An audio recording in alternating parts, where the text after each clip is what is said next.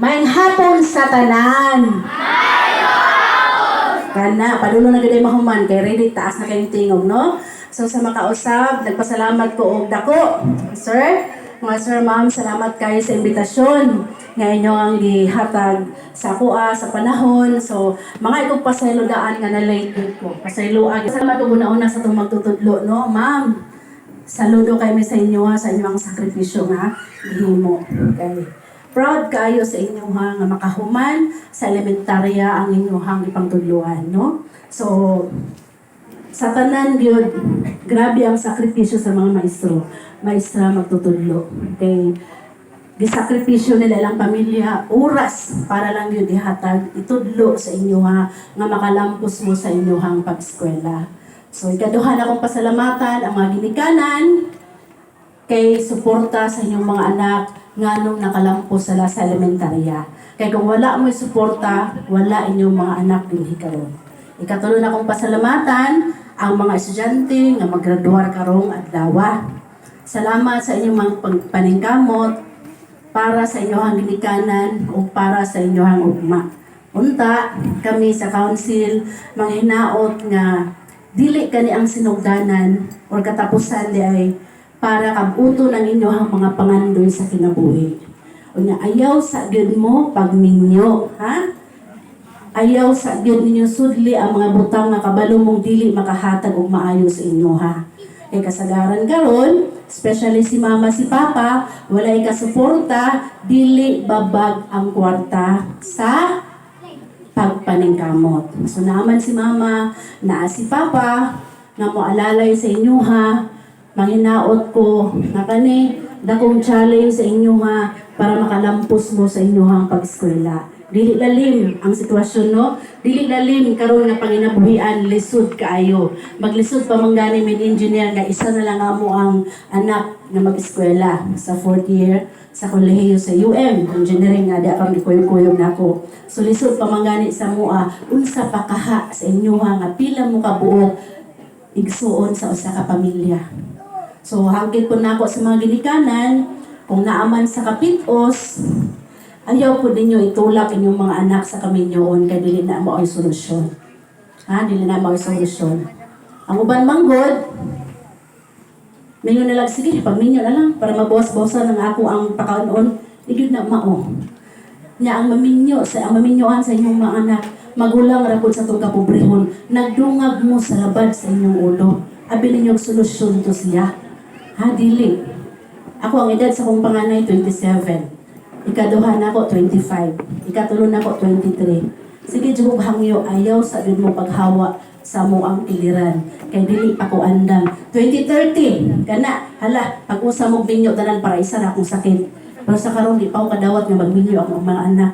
No? Kaya sa kapait karon sa kinabuhi, makita din nato sa sitwasyon sa mga kaminyoon. Maglisod pa man gani ang nakapundar, unsa pa kaha kamo nga mao pay pagsugod. Dili lalim ang kaminyoon, gikan sa asin o sa bitsin, kamo ang mupalit, dili inyong ginikanan. So hagit nako sa inyo mga estudyante, mag-eskwela gid mo og tarong. Ha? So sa karon, nakita man nato nga kasagaran sa mga kabatan-unan, no? Bago na po na inahitabo last week, mga Friday yata to siya. Bulan pa lang, nga gilubong to naghihikog, so nalapin itubag. Katong Friday, itubag na po siya. So manginaot ko sa inyo mga anak, kung naamong may mga problema, naa si teacher, kumhadlok mo sa inyong ginikanan, pwede mo sa inyong mga auntie. Ha? Sa inyong mga uncle ninyo, ayaw mong kahadlok, open sa inyong mga problema. Kana inyong mga problema sa tinuod lang, gamay ra kay na kumpara sa problema namo mga ginikanan para makahuman mo sa pag-eskwela. Ang ginikanan, makita na ako ng mga ginikanan nga mag-retire sa bangkiruhan, kay mamalinggi man ko sa bangkiruhan, dili lalim. Kagutom, init, wala sila pakialam sa oras, mahurot ng ilang baligya para makauli og bukid. Pag uli sa bukid, ang anak nga gisuportahan para pagpa-eskwela, sige lang Facebook, cellphone, demanding pa kaayo. I hope sa inyo ha, ayaw ninyo batasanan ng nana ha. Kung unsa ang makaya sa ginikanan, kana ragyod ang inyong pasalamatan. Dili kay pugaon ninyo yung ginikanan, pahilakon pa ninyo dugo para lang mahatag ang inyong panginahanglanon. Ha? Lami ang kinabuhi nga magsugod ka sa mga pag-antos o sa wala.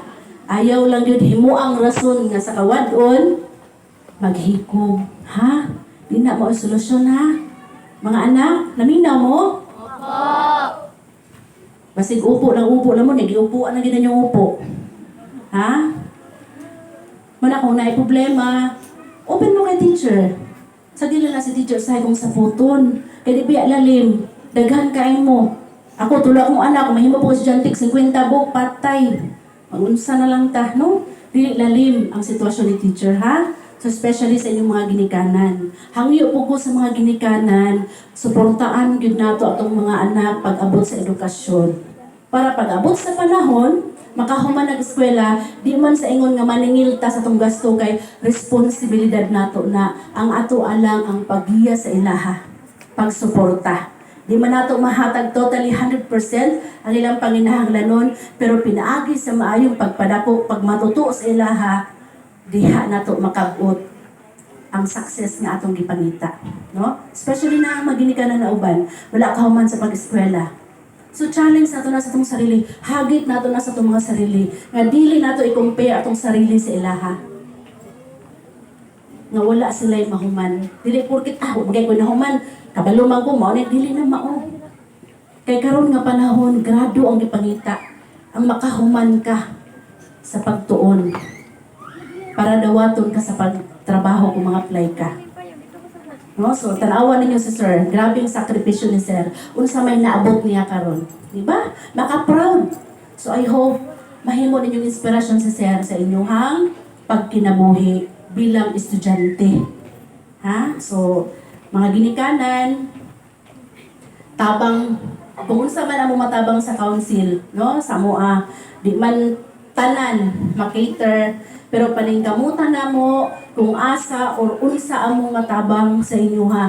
Kay kita tanan sa isa lang ato ang barangay. Maningkamot pud mi kung unsa man among pwede mahatag sa inyo ha. Karon mangutan ako kinsay byuda diri. Byudo. Byuda, kinsay byuda. Pila ka buk byuda? Pila ka buk? Sabi ana sige ayo kaulaw. Pila ka buk byuda si tindog daw byuda. Okay, sige pa. Kanang anak, estudyante diri nga, lula na lang ang nagpa-eskwela, kinsa. O sige, kana, 1, 2, 3, kinsa pa. Lula ang nagpa-eskwela, kundi lulo o tiya o ante. Kinsa. Sige, tindog. Kinsa pa. O sige, ayaw, kaulang, sige, tindog. Kanang mga nagpa-eskwela sa apo. Kinsa pa. 1, 2, 3, 4, 5. Wala na ilain? Okay, Nay. Ano atong buhaton, Nay? Kamu man na nagpa-eskwela sa inyong mga anak, o nagpa-eskwela sa inyong mga apo baron, pag umangkon, gikan, ang enrollment, ma'am, is June ba, ma'am? July ang enrollment. July, okay. Sa July, ma'am, mga ikog pangalan nila, ma'am, no? Sila nga, siya na nagtindog. Adto mo sa barangay, or ihatag ninyo yung pangalan, kaya bayaran ako ang tuition from grade 7 up to 12. Ha? Kung asa sila ng eskwela, ako maka-enroll. Manunautan ako sa byuda, kaya dili lalim magpa-eskwela. Bisag high school pa karon dili lalim, ha? So, pangayoon ako na inyong mga pangalan, pwede po ihatag ninyo sa inyong city leader, sa anol arindain, kay para maapil na mas listahan, no? So, hangyan ako sa makausap. Daghan kaayong salamat, mga anak, no? Ako mga paghangian po sa inyo nga makahuman gud nimo sa inyong pag-eskwela. Karon ginikanan kung pait na gud kaayo makaingon nga wala ko ipa-enroll, wala ko ikapalit sa iyahag kanang gamit sa school, no? Adto mo sa barangay, ha? Adto mo sa barangay. Kung unsa among matabang sa inyo, ayaw mo kaulaw, kaya ang barangay huli kaduhan ninyo ng balay. Ha? Ayaw mo kaulaw. Kung maulaw mo, pwede mo mag-PM sa kuha, i-chat ko ninyo sa messenger ka, mo ni magpailam mo. Ayaw mo kaulaw, ha? open ang council sa inyo ha. Willing mi mo tabang sa inyo ha. Basta kamo mismo sa inyong kaugalingon, tabangin inyong mga kanakan nga makalampos sa pag-eskwela. Dili babag ang walay kwarta, dili babag ang kapitos, kung dili kani dakong hagit para makapalampos ta sa ato ang mga anak o kanalang may hapon sa tanan.